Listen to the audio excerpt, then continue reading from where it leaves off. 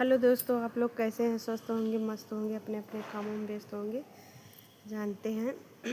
एक हम वायरल गीत गाने जा रहे हैं, जैसा लगे कमेंट में ज़रूर बताइएगा। हमहू अपने नैहर कै दुलारी हो सजनवा, हमहू अपने नैहर कै दुलारी हो सजनवा, दुलारी हो सजनवा,